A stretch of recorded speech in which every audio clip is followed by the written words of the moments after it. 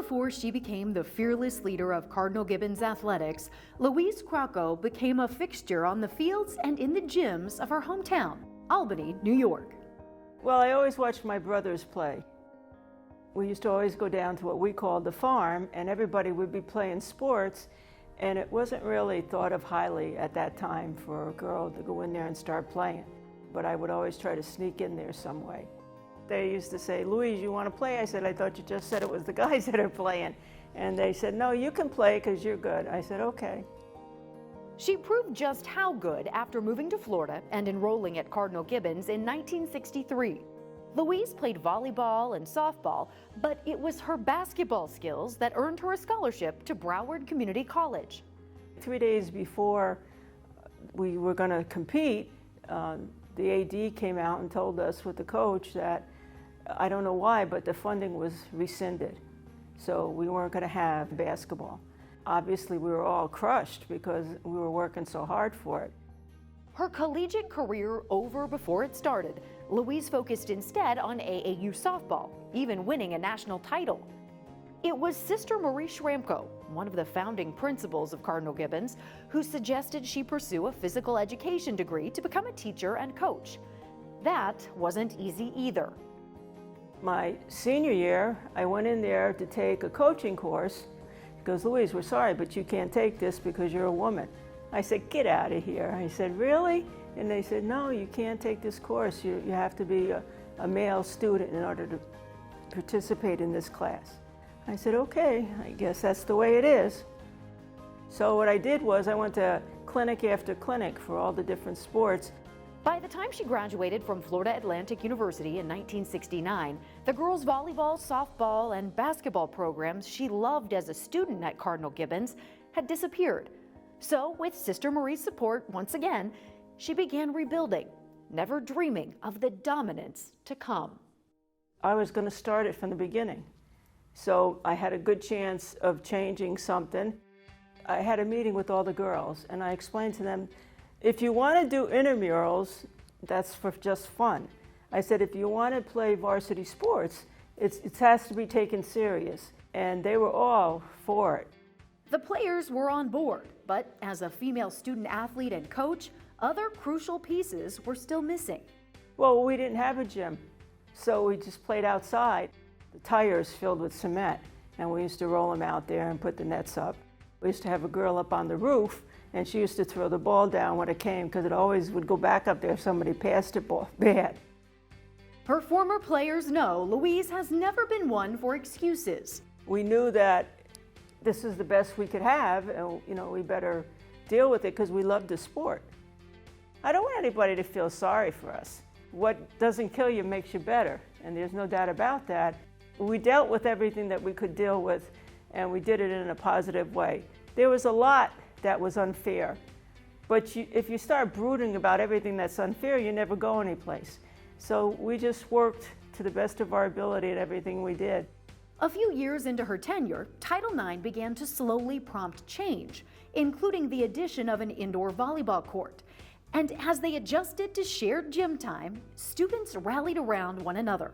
My goal was for the girls to see how it felt when the guys had all these people watching them in the gym. It made me very proud. The boys and the girls came together, and I think that's what really helped the girls' sports to exceed because they were so accepted. Winning didn't hurt either. In 1975, the second year of the FHSAA state tournament, Louise and her team brought home their first state title. I was just so happy when we won our first one. Just jokingly, I turned to Jude and I said, "One more." And every time after we won one, that was the saying, "Just one more." She said, "Would you enjoy this one?" And I said, "I am, but just one more." One more became 5 in a row. They wanted it. They wanted it so much. Eventually leading to 18 state titles between 1975 and 2006. It was incredible. You never expected to lose, and that's what I kept on telling the kids. I said, everybody's got you circled on their schedule. You better be ready no matter who we're playing. We were down so many times that we shouldn't have won, but that's the thing we taught them about life. Are you going to quit, or are you going to keep on going and going and going? There were times she wished they could keep going. The year the bus she was driving broke down. And we had to wait 4 hours for another school bus to come. And the year an opposing team showed up at a gym 4 hours away, delaying the entire state tournament.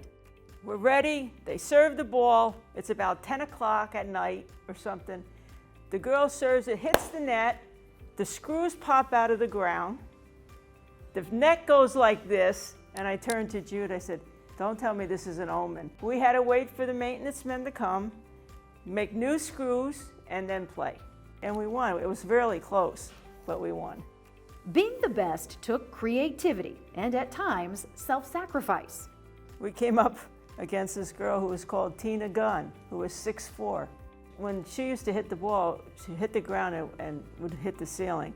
We got a table, and I got on the table, and I had a football helmet on. And so I kept on hitting the ball as hard as I could against them because I knew it was going to be really hard. So I was hitting and hitting, it bounced back and everything. And kids always said, if we could only have had a picture of that at the time. Despite her self-proclaimed Italian temper, Louise made it 39 volleyball seasons without ever being kicked out of a game. I never even got a red card because they knew that I knew the rules. Even when those rules prevented coaches from standing up on the sidelines. As a spectator, she got the boot once or twice. And I'm just sitting there saying, look, she stepped on the line. She was undoubtedly tough. Oh yeah, I can imagine what they called me when they walked out of the gym some days, and I'm sure they did. With high expectations for her players. My biggest goal was to get as much out of each individual that I thought they had. That approach resulted in more than 1,100 wins. And while she still hates to lose, Louise believes her job was about more than just preparing generations of players for their next competition. Of course, you don't play a varsity sport and not want to win.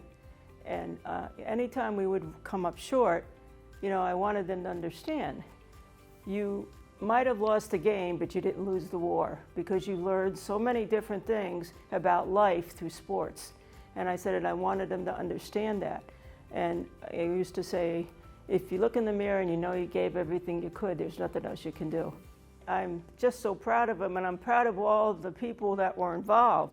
Fellow coaches, parents, fans, and players bought into her style because of her love for the sport and for them.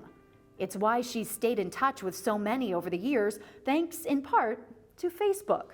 They would instant message me and say, I'm never late for any of my jobs, and that they always had a plan A, B, and C for something going wrong at work. The proudest thing I am is to see what beautiful people they have become.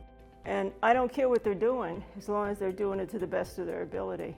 Exactly what she did when she became athletic director in the early 80s. I was nervous to be in that kind of a position because I only knew of one other athletic director that was a woman. And so I was kind of intimidated, and I went home and I talked to my mom about it.